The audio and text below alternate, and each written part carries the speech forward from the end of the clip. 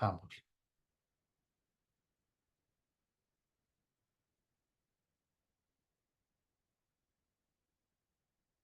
Buenas tardes a todos y a todas. Me presento, yo soy Federico García, soy adjunto a la Dirección Científica del IBS y voy a moderar esta sesión.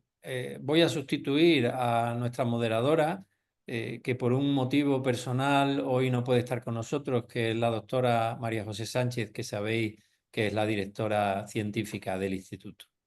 En esta nueva sesión de las sesiones de investigación del IBS Granada, contamos con la doctora María del Mar García Calvente. Ella es doctora en medicina por la Universidad de Granada, investigadora responsable del grupo E6 de Género, Salud y de Servicios Sanitarios dentro de la plataforma de epidemiología y salud pública del IBS Granada.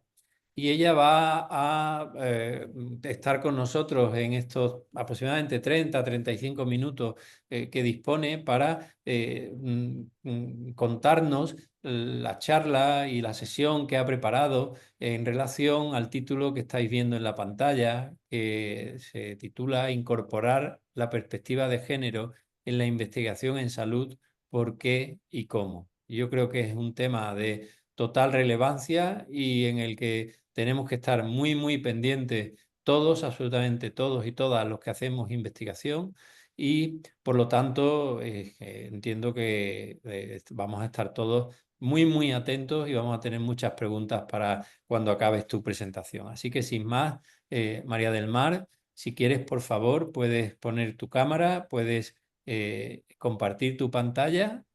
Yo te diré si está todo correcto y en cuanto veamos que está todo correcto, pues puedes empezar con tu exposición.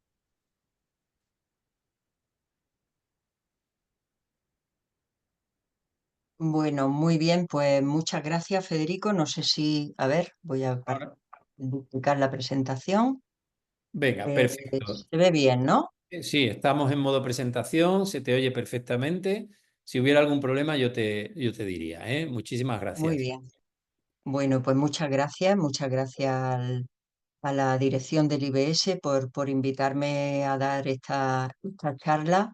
Ya di hace, me parece que un par de años en el mismo tema y creo que efectivamente es un tema que preocupa porque bueno, es importante incorporar y no siempre se tienen, digamos, los conocimientos o las orientaciones adecuadas para hacerlo. Bien, yo voy a empezar recordando que, como sabéis, en la convocatoria de proyectos de investigación de la Consejería de Salud de la Junta de Andalucía, una de las líneas estratégicas de esta convocatoria es precisamente que los proyectos tengan perspectiva de género en el contenido de la investigación. También otra de las líneas es la participación de mujeres como IPES de los proyectos, pero como ahora comentaré, no son, aunque son temas relacionados, pero no son exactamente lo mismo, ¿no? Y bueno, por lo menos la última vez que yo revisé la documentación, em, cubrir este tipo de líneas estratégicas pues puede conllevar hasta 7 puntos de valoración adicional del proyecto, con lo cual, bueno, aunque solo fuera por eso, me parece que es un tema interesante al que prestarle atención, ¿no? Eh, Hay un apartado específico que se llama Incorporación de la perspectiva de género a la investigación y en la que se le pide al equipo de investigación que indique si se ha contemplado la perspectiva de género en la investigación y de qué manera. Por lo tanto, es importante saber qué significa contemplar la perspectiva de género en la investigación y detallarlo, ¿no? Os pongo aquí tres ejemplos de una de las convocatorias en las que yo participé en la comisión que evaluaba este aspecto de la convocatoria, de tres proyectos para que veáis un poco el tipo de cuestiones que los equipos de investigación ponían.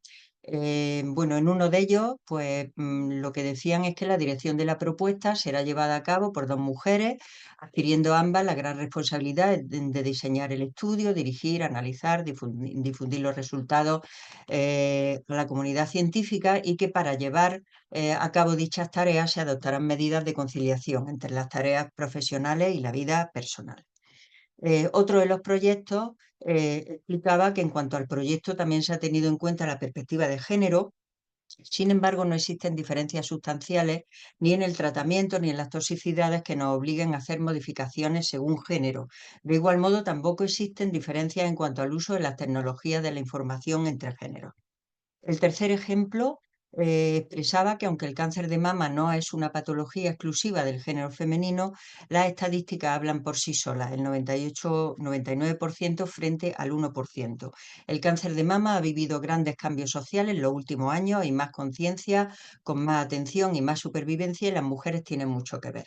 Pongo estos ejemplos, no los voy a analizar, simplemente los pongo como bueno, exactamente como ejemplos de lo que los equipos ponen o han puesto, ¿no? En ese apartado, y después de la sesión pues pondré alguna buena práctica al respecto. Espero que bueno, pues se puedan aclarar algunas cosas de las que aquí ponen, ¿no?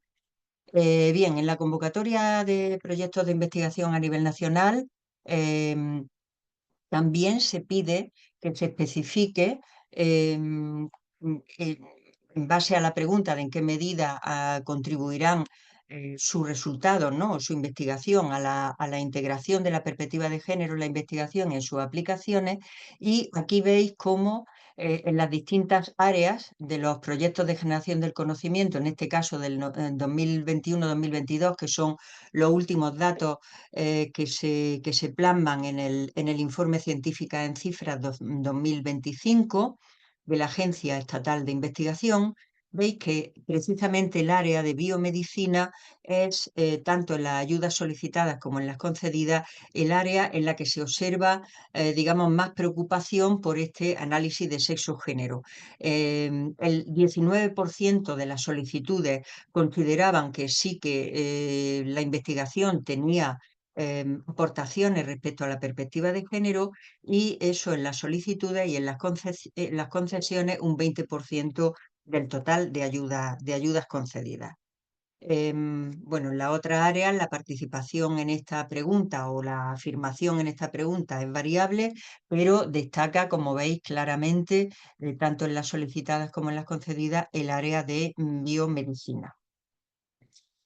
También la estrategia de la de la Comisión Europea sobre igualdad de género en I+D plantea tres objetivos muy claros, que son fomentar la igualdad de género en las carreras científicas, garantizar el equilibrio de género en los procesos y en los órganos de toma de decisiones, y la tercera, la que nos incumbe para esta sesión más, es integrar la dimensión de género en el contenido, es decir, tener en cuenta las características biológicas y sociales de las mujeres y de los hombres. Esto concretamente en el programa Horizonte Europa se establece como una de las principales novedades, y se especifica pues que una de las líneas importantes y estratégicas del programa es la integración de la dimensión de género en el contenido de la investigación y la innovación. Y también advierte que es un requisito por defecto en todo el programa, es decir, que se tendrá en cuenta para la evaluación.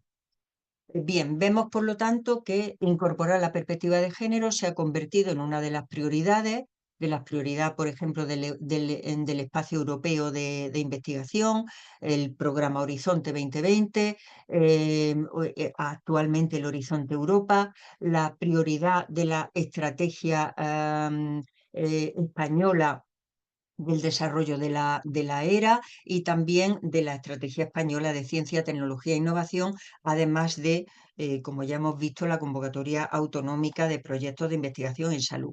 ¿Qué significa incorporar la perspectiva de género a la investigación, o la integración, como también se le llama, la integración del análisis de género en la investigación? Em, en una palabra se define como integrar el análisis de género y o sexo, porque en salud nos van a interesar las dos cosas, como ahora veremos, en todas las fases del ciclo de la investigación.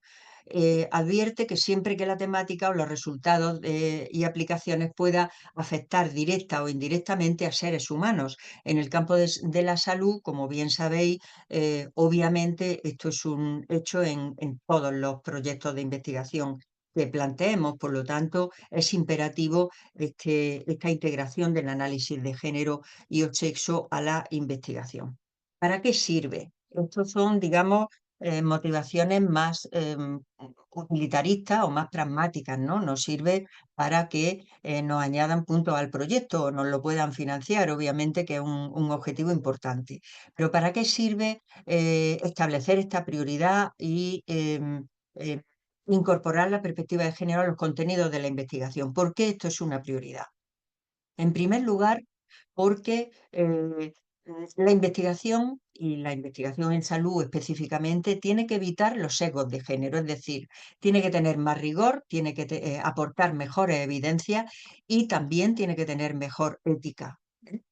Y en segundo lugar, relacionada con la primera, porque tiene que responder mejor a las necesidades diferenciadas entre mujeres y hombres, debido a, digamos, como tres grandes componentes: las características biológicas que nos diferencian, y en este caso incorporaríamos un análisis de sexo; las características socioculturales que nos diferencian también a hombres y mujeres socialmente, y en este caso hablaríamos de incorporar un análisis de género o tener en cuenta ambas, que esto en salud va a ser lo más frecuente, es decir, las características biológicas y socioculturales. Por lo tanto, estamos hablando de incorporar un análisis de sexo-género.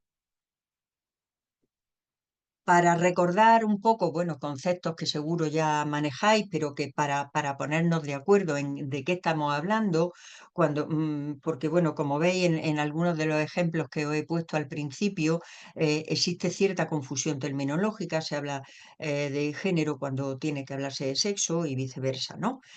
Para no cometer ese tipo de errores tenemos que tener claro estos conceptos, ¿no? Cuando hablamos de sexo, estamos hablando, bueno, pues en una de las definiciones que a mí me gusta utilizar, pero que no es la única, un constructo biológico basado en cromosomas sexuales y manifestado en anatomía, fisiología, hormonas, y estos atributos tienden a ser más o menos constantes a través de las sociedades. La Comisión Europea define específicamente este término, hablando de que sexo se refiere a la biología y, por lo tanto, en los seres humanos sexo se referirá a los atributos biológicos que distinguen hombres, mujeres y personas intersexuales. En los animales no humanos hablaremos de sexo cuando nos referimos a atributos biológicos que distinguen a machos, a hembras y animales hermafroditas. Y en la investigación incluso de ingeniería o diseño de productos, el sexo también tiene que estar presente, porque tiene que tener en cuenta características anatómicas y fisiológicas que pueden afectar al diseño de productos o sistemas, ¿no? Por poner un ejemplo todavía cercano, el diseño de los trajes de protección, de los EPI que se utilizaban durante la pandemia de COVID, no estaban pensados para las mujeres. Por lo tanto, esto conllevaba una serie de dificultades, incluso de riesgos acentuados en la protección que ofrecían esos equipos, porque no estaban diseñados. O, por ejemplo, hay todo un trabajo en ingeniería relacionado con los cinturones de seguridad de los automóviles que no están pensados para mujeres embarazadas. Entonces, todo esto hay que tenerlo en cuenta a la hora también del diseño de productos, ¿no? Cuando hablamos de género, estamos hablando de las características que socialmente, culturalmente, diferencian a mujeres y a hombres, a niños y a niños, eh, que se construyen socialmente. Esto incluye normas, incluye comportamiento, incluye roles, incluye estereotipos, e incluye relaciones entre mujeres y hombres, y entre mujeres entre sí y hombres entre sí, que tienen que ver con la construcción social de lo que significa ser mujer o ser hombre en una determinada sociedad. Por lo tanto, este concepto va a variar dependiendo históricamente, dependiendo de la época, del tiempo, dependiendo también del área geográfica o dependiendo de los grupos sociales. Esto hay que tenerlo muy en cuenta. digamos, qué categorías de análisis tenemos que tener en cuenta cuando hablamos de género? Pues tenemos que tener en cuenta las responsabilidades asignadas a hombres y a mujeres, tenemos que tener en cuenta qué hacen, qué actividades realizan, cómo es su acceso a los recursos, cómo es el control sobre los recursos y cómo son las oportunidades de la toma de decisiones, es decir, cómo se distribuye el poder en cuanto a un determinado área o en cuanto a poder abordar, en nuestro caso, pues un determinado problema de salud o una necesidad de salud determinada. Y también un poco centrar el tema, y esto es muy importante en salud, hablamos de sistema sexo-género. ¿Por qué? Porque en salud específicamente, en otras áreas también, pero en salud se ve muy claramente cómo el género interactúa con el sexo. Es diferente porque se refiere a las características biológicas, como ya hemos dicho, pero el género influye obviamente en los resultados en salud, en la exposición a los riesgos, en la información, en los recursos y también en la atención sanitaria que se presta a hombres y a mujeres y en la participación del propio personal sanitario. Es decir, que la dimensión de género interactúa con el sexo en los resultados en salud y en cómo se atiende a los problemas de salud desde el sistema sanitario. Bueno, para recordar esto hay que saber y hay que también recordar que la salud entre hombres y mujeres es diferente porque tenemos características biológicas distintas, pero también es desigual porque hay otros factores relacionados con el género que influyen de manera injusta en la salud entre hombres y mujeres. Pongo aquí una ilustración que hemos utilizado, la ilustración es de Emma Gascó, que hemos utilizado en los cuadernos para la salud de las mujeres que editó la escuela junto con el Instituto Andaluz de la Mujer y pongo, bueno, el ejemplo del tabaco en el cual no me voy a centrar, pero que sí que me parece un ejemplo como muy paradigmático para ver diferencias y ver desigualdades. Bien, ¿para qué nos interesa incorporar la perspectiva sexo-género en la investigación en salud? Bueno, para dos tipos de problemas o de abordajes que tenemos que tener en cuenta, aunque no son iguales, ¿no? El primero, porque tenemos que preguntarnos si existen problemas de equidad de género en la investigación científica, es decir, cómo participan, si participan equitativamente o no, mujeres y hombres como hacedores de conocimiento, como investigadores e investigadoras. Y en segundo lugar, y me voy a detener más en esto porque es el tema central de esta charla, en qué afecta a la calidad de la investigación tener en cuenta la perspectiva sexo-género. En cuanto al primer punto, bueno, pues solo recordar que revistas de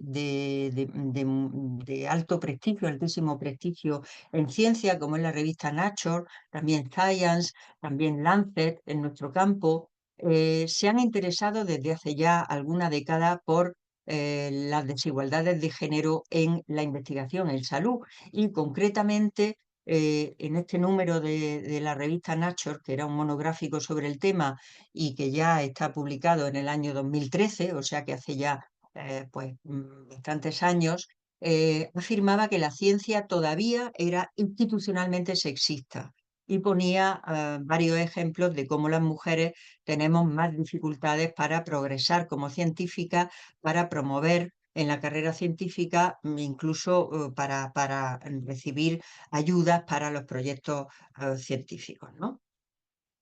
Eh, en el informe que comentaba antes también, Científicas en Cifras 2025, que suele editarse anualmente, el de 2024 no lo he encontrado, pero en el 2025 sí, se ve esta típica gráfica en tijera, esta gráfica que repite una y otra vez cada vez que se hacen este tipo de estudios o de descripciones, ¿no? Aquí vemos el porcentaje de mujeres en naranja y de hombres en azul, grisáceo, dependiendo del nivel de incorporación o de, digamos, de progresión en la carrera universitaria, ¿no? En las universidades españolas, desde la mayor proporción de mujeres que se incorporan a los estudios de grado hasta la brecha de género que todavía persiste en el grado máximo de carrera científica en la universidad, que corresponde al nivel de las cátedras, ¿no? Veis que la brecha de género es muy amplia todavía.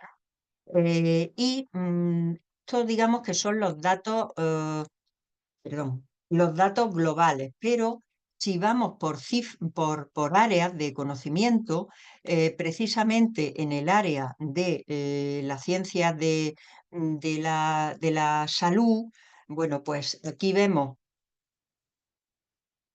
perdón, el índice de techo corporal, de techo de cristal, perdón, en la universidad, habría que esperar casi 55 años en ciencias médicas y de la salud para alcanzar la igualdad efectiva. Esto es muy llamativo porque justamente tanto las ciencias de la salud como las ciencias sociales son las áreas en las que la feminización es más acentuada y, sin embargo, también son las dos áreas en las que el índice de techo de cristal es, está más alejado de la igualdad, ¿no? Si vemos por áreas, en este caso, las convocatorias del Carlos III, en el periodo 2019-2022, y aquí os muestro otro ejemplo de las diferencias entre hombres y mujeres, concretamente el porcentaje de mujeres en las comisiones de evaluación, en las comisiones técnicas de evaluación de proyectos. Veis que hay bastante variabilidad según las áreas. En algunas se supera el 50%, como es el área concretamente de epidemiología y salud pública, y en otras, como son las enfermedades crónicas, nefrológicas e inflamatorias, nefrológicas y respiratorias, pues no, en el mejor año no se alcanza al 45%. Lo llamativo es que para el conjunto de las áreas, el 45% de los miembros fueron mujeres y se perdió presencia respecto al año anterior. Es decir, que la tendencia, digamos, no es ascendente si no ponemos ningún esfuerzo, sino que hay que poner esfuerzos para que las mujeres sigamos participando de manera equitativa, en este caso en las comisiones de evaluación. Otro de los ejemplos que os traigo, pues es otra de las líneas de investigación que es bastante, eh, bueno, está bastante de actualidad. En este caso os traigo una publicación relativamente reciente también de la revista Nature en la que comparaban la producción científica, el número de publicaciones, su impacto, etcétera, entre hombres y mujeres en una muestra muy amplia de distintas áreas científicas. Y os pongo simplemente la conclusión clave, si alguien quiere revisar el artículo, pues tiene aquí la referencia. Decían los autores y autoras que el hallazgo clave de este trabajo es que una parte de la brecha de género observada en la publicación científica, es decir, las mujeres tenían menos producción científica, no se debía tanto a la diferencia en la producción en sí como en la atribución y reconocimiento. Es decir, que las mujeres eran más frecuentemente relegadas a puestos de una autoría menos principal o incluso que sus contribuciones no estaban reconocidas. Esto es un efecto reconocido desde hace ya muchos años en ciencia y se llama efecto Matilda, es decir, el olvido consciente y sistemático que han sufrido las aportaciones de las mujeres científicas e investigadoras. Hay hechos y ejemplos muy claros, por ejemplo, en algunos premios Nobel, en el que eh, bueno, pues se ha reconocido el mérito de los hombres científicos en el mismo área y no se ha reconocido el mismo mérito en las mujeres, ¿no? Bien, estos son algunos de los ejemplos que os pongo para recordar que la equidad en la producción científica no está ni mucho menos conseguida y que es un campo en el que hay que seguir avanzando.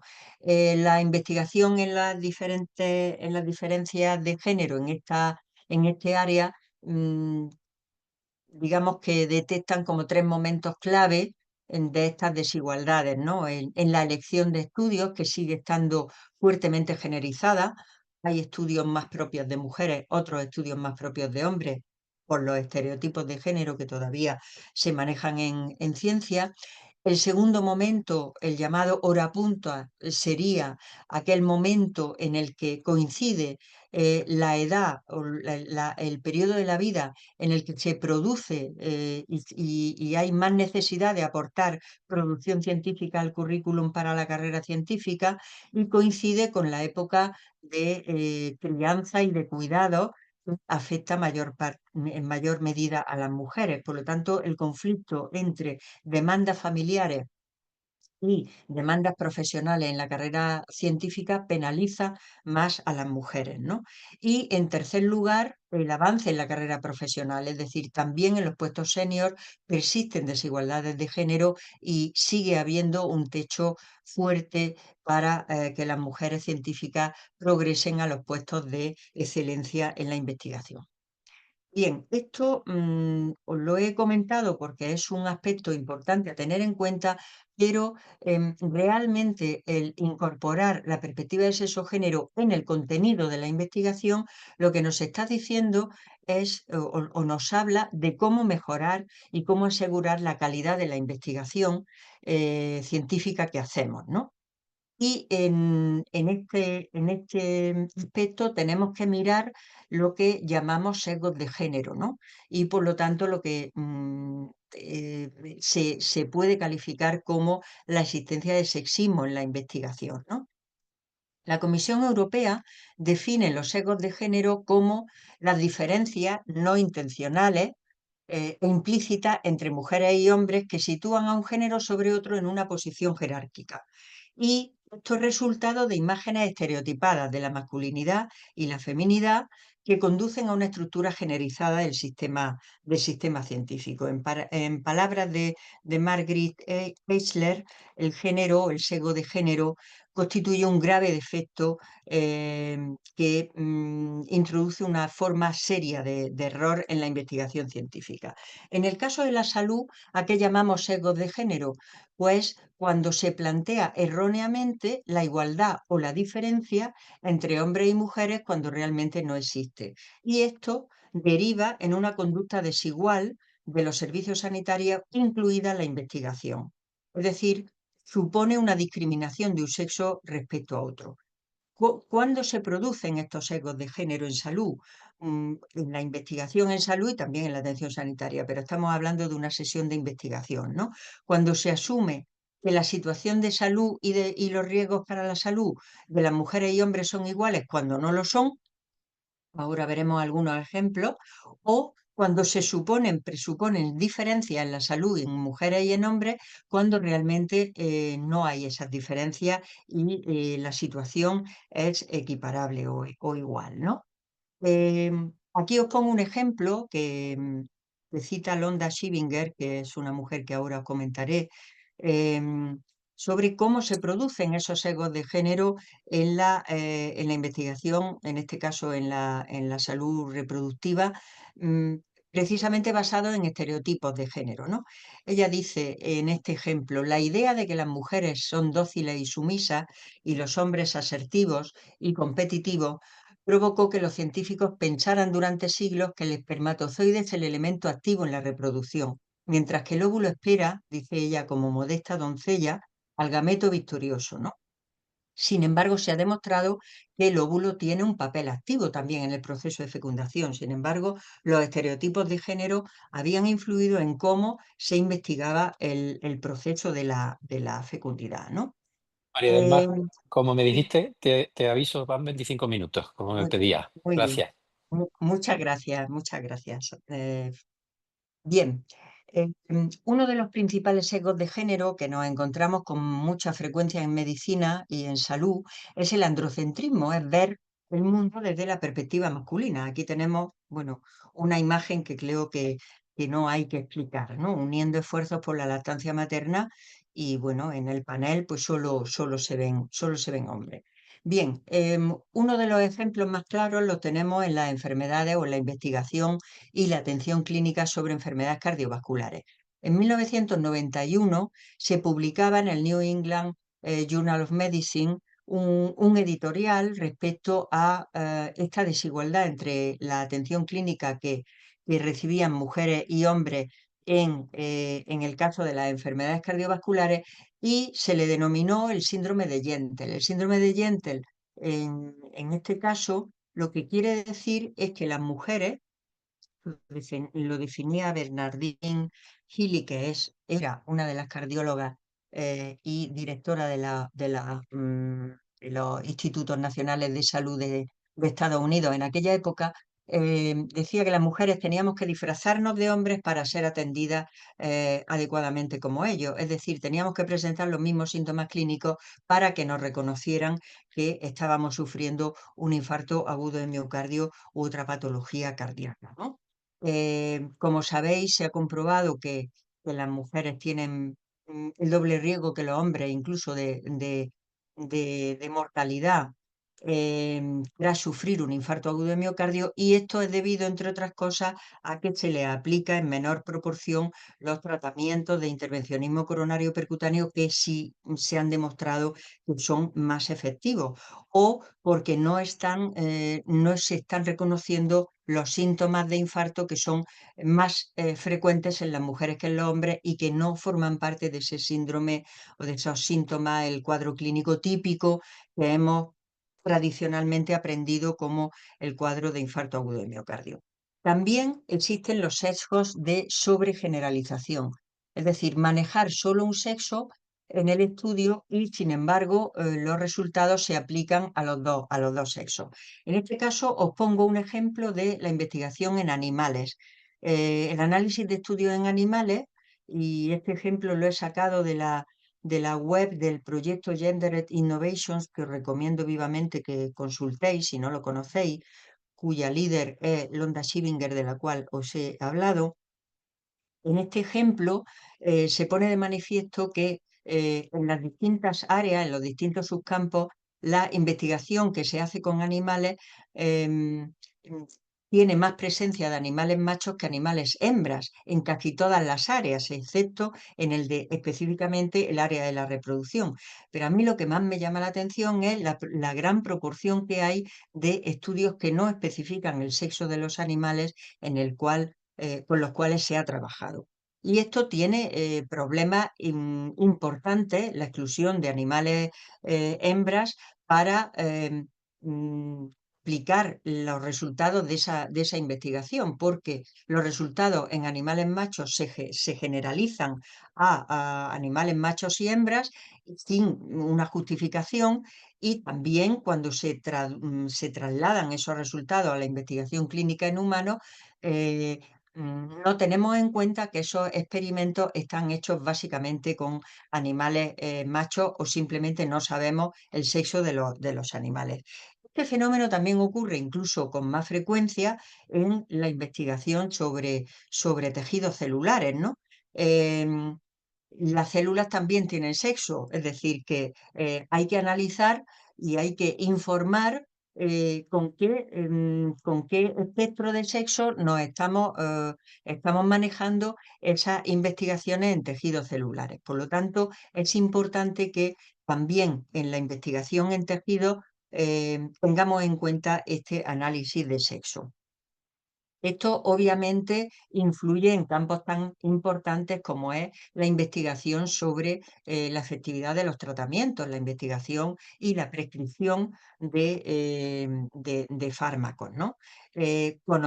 Sabemos, se sabe ya desde hace bastantes años, que tradicionalmente los ensayos clínicos con fármacos se han testado básicamente en muestras de hombres, no solo en la investigación básica o tisular, como hemos visto, sino también en la investigación en humanos. Por lo tanto, esto es uno de los sesgos que hay que evitar, no solamente en la construcción de las muestras, sino también en el análisis que se hace y en el reporte y discusión de los resultados, ¿no? Para evitar esos sesgos de género que pueden estar presentes en la investigación. Otro de los ejemplos es la investigación en osteoporosis. En este caso, y quería traerlo también porque no solamente afecta estos sesgos de género negativamente los resultados en la investigación en salud en las mujeres, sino también en los hombres. En el caso de la osteoporosis, como se ha considerado que es un problema específico de las mujeres, pues no se ha investigado suficientemente esta patología en hombres y sin embargo sí que hay que redefinir el cuadro, digamos, de osteoporosis y sus definiciones para que sea aplicable a hombres y a mujeres también, ¿no? Y el tercer grupo del cual os quería hablar de sesgos de género es el que se llama insensibilidad de género. Es decir, se ignora el sexo o el género como variable de estudio, ¿no? Digamos, dos tipos de sesgo en este sentido. Uno, el llamado sesgo de familismo, también se le llama hogarismo, que consiste en estudiar la familia o el hogar como unidad, digamos, analizarla en conjunto, ignorando las desigualdades de género que existen dentro de ese hogar o dentro de esa familia. Un ejemplo claro, y lo traigo aquí y pongo la imagen de la investigadora principal de este estudio. Un ejemplo claro es cuando se construye la clase social y dependiendo de la definición de clase social que tomemos, la aplicamos, la podemos aplicar al conjunto familiar, ignorando que si estamos hablando de clase social ocupacional o incluso directamente de ingresos, hay desigualdades dentro de la familia entre hombres y mujeres, ¿no? Otro de los ejemplos, otro de los tipos de sesgo que se puede dar en este tipo de insensibilidad es ignorar que situaciones aparentemente similares pueden tener efectos distintos en hombres y en mujeres. Concretamente, cuando se investiga la investigación sobre cuidados, está claro que cuando investigamos el impacto en salud que tiene el hecho de ejercer como cuidadores o cuidadoras en hombres o en mujeres, aunque ambos ejerzan como los cuidados, ambos realicen ese trabajo de cuidados, sin embargo, el impacto en su salud es diferente. Bien, ¿cómo, ya para terminar este tipo de, bueno, en este tercera parte de la charla, cómo incorporamos la dimensión de género a la investigación en salud?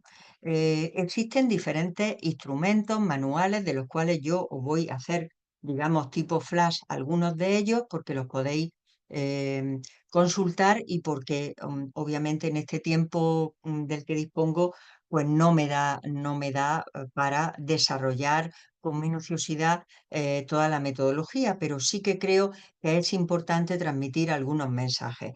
El primer mensaje es que incorporar la perspectiva de género, la dimensión de género al contenido de la investigación es tener en cuenta el sexo y o género. Digo que en salud probablemente hay que tener muy frecuentemente en cuenta los dos. En todo el proceso de investigación. Es decir, desde que establecemos el contexto del problema de investigación en el cual nos vamos a centrar, hasta que hacemos la revisión bibliográfica, pasando por la definición de hipótesis y de objetivos, diseñando una metodología capaz de detectar diferencias y desigualdades, analizando esos resultados con el enfoque de sexo-género y discutiendo los resultados de esta manera. Es decir, todo el proceso de investigación tiene que estar imbuido. No nos basta con poner al final del proyecto que todo esto se va a hacer con enfoque de género. Si el proyecto no tiene enfoque de género desde el principio, no lo tendrá por mucho que lo repitamos, por mucho que lo resaltemos en ese apartado específico de la convocatoria. Tiene que estar desde el principio del planteamiento del proyecto, ¿no? Aquí la guía, por ejemplo, el programa guía del programa Horizonte Europa, eh, mm, define claramente que es diferente a abordar los temas del balance de género o la igualdad de oportunidades en la investigación. Es decir, que aquellos ejemplos que os ponía al principio, en los cuales lo que se decía es que estaba incorporada la perspectiva de género porque había mujeres dirigiendo la investigación, bueno, pues esto es importante, pero esto no es incorporar la perspectiva de género al contenido de la investigación. En esta misma guía podéis encontrar algunas, digamos, eh, lineamientos muy claros de qué tiene que tener en cuenta una propuesta cuando se dice que va a incorporar la perspectiva de género. Cuatro cuestiones. Reflexionar acerca de cómo el sexo o el género podría importar, y esto tiene que ver con eh, destacar y reflexionar y escribir, obviamente, cómo el sexo y el género tienen que ver con los resultados de la investigación, con las aportaciones de la investigación, con las aplicaciones de esa investigación. En segundo lugar, considerar la producción de nuevos conocimientos sobre género. Para esto hay que hacer una buena revisión de la literatura científica relacionada con eso.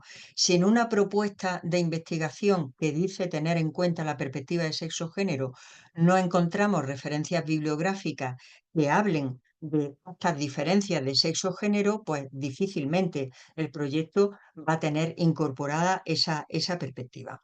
Incluir aspectos de sexo-género también como un enfoque multidisciplinar en el diseño de la investigación, construyendo variables como cómo se pueden tener en cuenta estas categorías de género o estas dimensiones de sexo en la investigación concreta.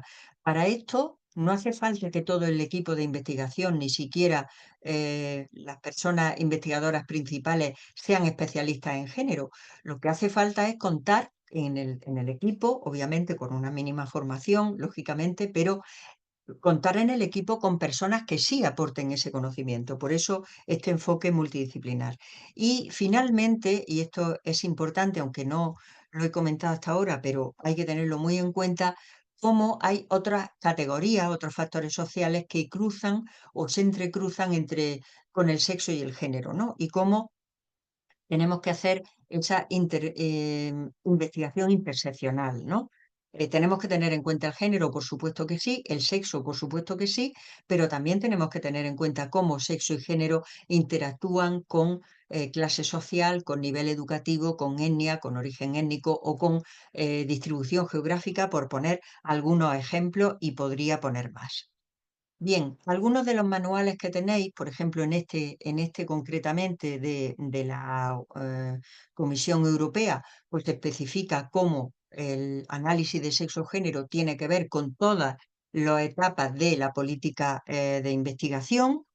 En la página web del proyecto Gendered Innovations tenéis muchos ejemplos en el campo de salud y medicina, aunque también trabaja temas de ingeniería y de investigación molecular, etcétera, pero hay algunos ejemplos desarrollados de cómo incorporar la perspectiva de sexo-género a distintos problemas de salud. Y en esta misma página, no voy a detenerme en esto, como podéis imaginaros, pero sí creo que es importante que lo sepáis, que está ahí, que podéis consultarlo, cómo analizar el sexo en las distintas etapas de investigación, teniendo en cuenta que el sexo puede jugar un papel en prácticamente todos los proyectos de investigación en humanos y en animales que no sean humanos, o cómo tener en cuenta y analizar el género en las distintas etapas de investigación, también teniendo en cuenta que el género puede ocupar un papel importante en todos los estudios que envuelvan o que tengan que ver con humanos, ¿no?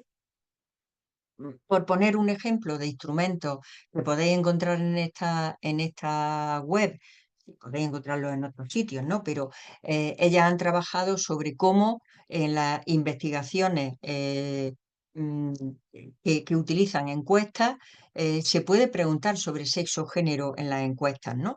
Estamos acostumbrados y acostumbradas a preguntar em, simplemente si usted es hombre o mujer, ¿no? Sin embargo, sabemos que hay otras opciones que se pueden preguntar y se deberían de preguntar, ¿no? ¿Cuál es su sexo asignado al nacimiento? femenino, masculino, intersex u otro y dejar la opción abierta o prefiero no decirlo o cuál es la identidad de género que no es el sexo biológico, sino cómo cada persona se identifica como hombre o mujer o como no binario o como otras maneras de expresión de la identidad del género. Bueno, estos son métodos que se proponen y que, bueno, están también discutidos, pero instrumentos que os pueden ser de utilidad.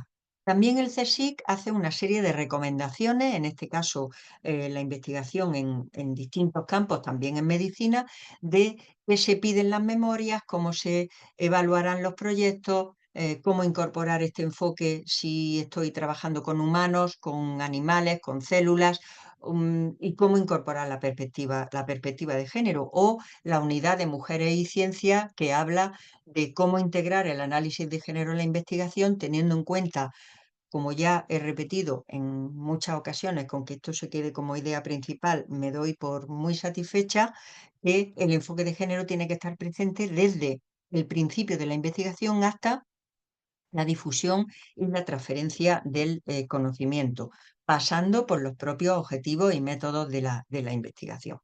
Em, Otra de los instrumentos que podéis utilizar, y este está dirigido específicamente a la publicación ya de los resultados, y cada vez más revistas científicas y más revistas científicas en el campo de la salud las tienen en cuenta, son las guías Sager, las guías de incorporación del análisis de género en la publicación científica. Y también en estas guías, que tenéis la traducción en castellano publicado en la revista Gaceta Sanitaria, como desde el enfoque de investigación, revisión de la bibliografía, preguntas e hipótesis, métodos de investigación y las dimensiones éticas tienen que estar presentes. Estas guías han sido revisadas hace poco, esta publicación es del 2022 y tenéis como una especie de checklist aquí indicando si se tienen en cuenta en este caso estructurado como parte del artículo científico que se envía a la publicación, ¿no?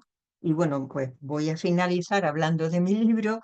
La Escuela Andaluza de Salud Pública, hace ya algunos años, a instancia y financiado por el Observatorio de Salud de las Mujeres del Ministerio de Sanidad, publicó una guía para incorporar la perspectiva de género a la investigación en salud, en la que, bueno, pues si no la conocéis, os invito a que la visitéis, está de acceso libre en Internet y simplemente destacar, bueno, que además de una serie de recomendaciones bastante desarrolladas, hay un decálogo para incorporar la perspectiva de género.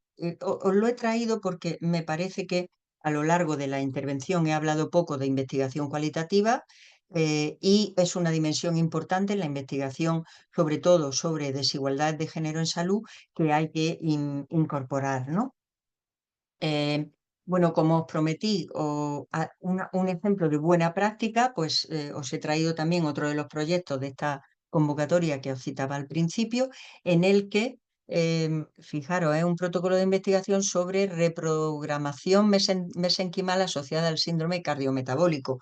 Es decir, no es una investigación sobre estudios de género. Sin embargo, incorpora la perspectiva del sexo-género desde el principio. Habla de evidencias que indican que existen diferencias sexuales y también en diferencias entre hombres y mujeres en la prevalencia de la enfermedad de la que se trata.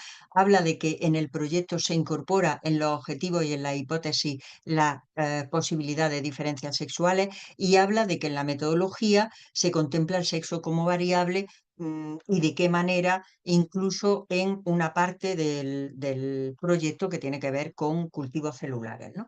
Es decir, que se puede incorporar la perspectiva de género en proyectos que aparentemente parece que no tengan nada que ver con el género. Bueno, pues voy a terminar con este editorial del Lancet que tomaba el título de un libro de la feminista Bell Hooks, El feminismo es para todo el mundo, y habla de que la igualdad de género es crucial para producir la mejor investigación.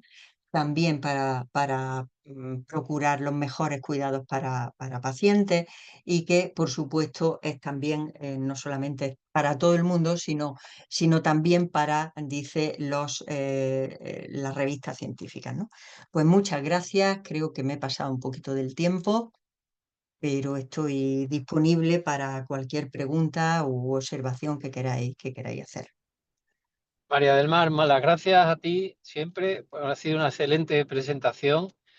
Yo creo que nos has mostrado todo lo que es el itinerario y el viaje para poder conocer desde qué es la perspectiva de género en biomedicina y en investigación en salud hasta qué es lo que tenemos que hacer para poderla incorporar en nuestros proyectos. Así que yo por mi parte darte la enhorabuena y decir que me ha parecido una charla excelente y que hemos aprendido mucho con todo lo que nos has traído en tu charla. Así que enhorabuena. Eh, no sé Muchas si, gracias, Federico. no sé si hay preguntas. Es que me he tenido que cambiar al móvil porque tengo otra reunión presencial y me estoy moviendo. Entonces, pero creo que no hay ninguna pregunta. Si alguno de los asistentes quiere hacer una pregunta, recordaros que tenéis el chat y preguntas y respuestas para poder hacerlas. Yo, aparte de darte la enhorabuena, tengo una pregunta. Y en concreto es, de todos los datos que nos han mostrado muchos datos, me ha llamado muchísimo la atención que precisamente en ciencias en salud y en investigación en medicina estemos por debajo en cuanto a la adherencia, en cuanto a otras disciplinas. Y me gustaría saber si tienes datos de cómo es la situación dentro del IBS, ya que estamos en una charla del IBS, eh, cuál es la situación dentro del IBS, si los tienes, fantástico, y si no los tienes, cuál es tu percepción sobre la adherencia a la incorporación de la perspectiva de género en los proyectos y en la investigación que se está desarrollando en concreto en el IBS Granada. Ujú. Bueno, en esta misma charla que di hace creo que un par de años, María José Sánchez me facilitó datos sobre la participación de mujeres y hombres en los proyectos. No, n- no la información sobre cómo se incorpora la perspectiva de género a la investigación, sino cómo participan mujeres y hombres en cuanto a si son IP de los proyectos, cuál es su producción científica, etcétera, ¿no? No los tengo aquí porque son datos de hace un par de años, como ya digo, pero sé que la dirección del IBS pues, lo ha analizado y lo tiene, ¿no? Sería muy interesante si no se ha hecho todavía, que no lo sé, pues dentro de este camino, ¿no? De este desarrollo hacia la igualdad de género del propio IBS, que no sé si lo habéis visto, no me he centrado en eso, pero por ejemplo en la Comisión Europea se tiene en cuenta como criterio la existencia de planes de igualdad en los organismos de investigación que solicitan los proyectos, o sea que sería un elemento, digamos, favorable, ¿no? Por lo menos para la financiación europea. Em, Digo, sería muy interesante hacer un análisis no solamente en cuanto a la participación de mujeres y hombres como IPs de los proyectos, o en los propios equipos, sino cómo los propios proyectos incorporan los contenidos, ¿no? Por daros un dato que conozco, ¿no? De primera mano, porque participé en la comisión de evaluación de esta convocatoria de la consejería, no de la última, hace un par de ellas, de las cuales os he traído algunos ejemplos, ¿no? Em, mm, Solamente la mitad de los proyectos que se habían solicitado rellenaban este epígrafe, ¿no? De incorporación de la perspectiva de género a la investigación, porque era una cosa voluntaria. Es decir, los proyectos podían incorporarlo o no. ¿Cree usted que su proyecto tiene algo que ver con la perspectiva de género o incorpora la perspectiva de género? Había gente que sencillamente ese epígrafe no lo rellenaba y por lo tanto, digamos que eso no se puntuaba. Em, la mitad de los proyectos aproximadamente que se solicitaron rellenaron eso. Y de ellos, prácticamente una tercera parte llegaba a incorporar de alguna manera la perspectiva de género al proyecto. Es decir, que estamos todavía un poco lejos de lo que sería deseable, ¿no? Desde mi punto de vista, creo que es difícil encontrar un proyecto de investigación en salud, aunque sea en ciencias básicas, que no tenga necesidad de incorporar la perspectiva de sexo, género. Por eso insisto mucho en que son las dos dimensiones, la biológica y la sociocultural. Es difícil encontrar un proyecto en salud, por no decir que no, que ninguno, es difícil encontrarlo en el cual se diga no es pertinente, ¿no? O, por ejemplo, lo que os he leído al principio, bueno, pues como el cáncer de mama es más prevalente en mujeres que en hombres, pues la perspectiva de género se le supone. O, por ejemplo, cosas que se leen, la perspectiva de género está incorporada porque mi proyecto va, o nuestro proyecto va sobre mujeres embarazadas, por lo tanto, claro que está, no, esto no es incorporar la perspectiva de género, ¿no? Entonces creo que tenemos un camino bastante amplio y el IBS creo que es un contexto muy propicio para facilitar y promocionar pues que los proyectos que salen del IBS salgan con esta perspectiva, ¿no?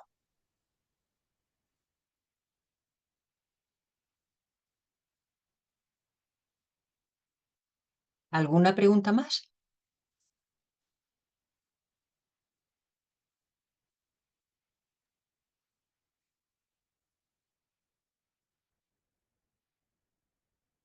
Creo que Federico se ha terminado No, desconectando, ¿no? no, ¿Estás no, ahí? estoy aquí, Bueno, Ana María. Es que el eh, problema es que estoy con el móvil y se me va y se me sí, viene. sí, sí, lo sé, lo Nada, sé. nada, yo estaba diciendo que no podía estar más de acuerdo con tus comentarios y con estos comentarios finales, ¿eh? Y nada más, creo que no hay más preguntas, estamos ya casi en tiempo y te pediría una especie como de minuto de oro, en una frase. ¿Cuál es No sé. tu visión final sobre todo este tema? No Por soy muy favor. buena, no soy muy buena en eso, Federico. Bueno, Sí. el mensaje, digamos, fundamental que me parece que me gustaría que quedara claro es que incorporar la perspectiva de género, de sexo-género, en los proyectos de salud, de investigación en salud, no solo tiene que ver con una orientación, digamos, ideológica o hacia la equidad, sino que tiene que ver con la calidad de la investigación. Es decir, no podemos producir buena evidencia en investigación en salud si no incorporamos esta perspectiva.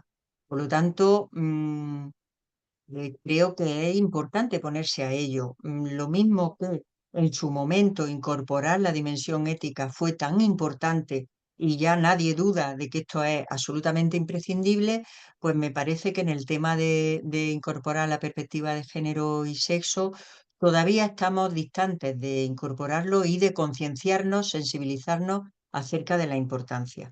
Creo que cuando entendamos cuál es la importancia, digamos, el desarrollo metodológico es mucho más fácil en el sentido de fácil metodológicamente, tampoco es tan complicado, pero vendrá como desarrollo por sí mismo. Mientras siga habiendo resistencia a incorporar esto, pues lógicamente no desarrollaremos buenas metodologías para incorporarlo. Ha sido más de un minuto, Federico, perdona.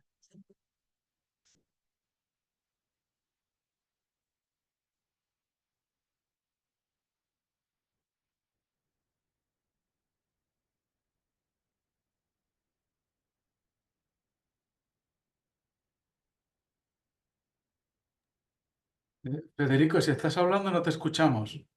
Sí, perdonadme, es que el móvil no sé por qué se va y se viene.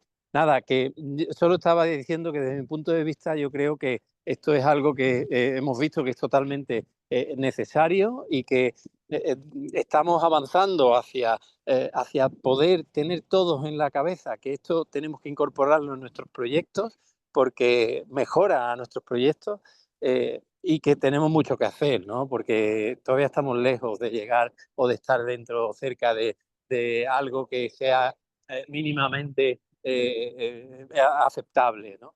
Esto es lo que mi percepción sobre esto. Así que nada más, Ana María, solo darte las gracias, darle las gracias a todos los asistentes y esperaros a todos los que habéis estado hoy en la próxima sesión del IBS, que será a finales de mayo. Ana María, otra vez muchísimas gracias y Muchas buenas gracias. tardes a todos y a todas. Muchas gracias a todas y a todos. Hasta luego. Hasta pronto.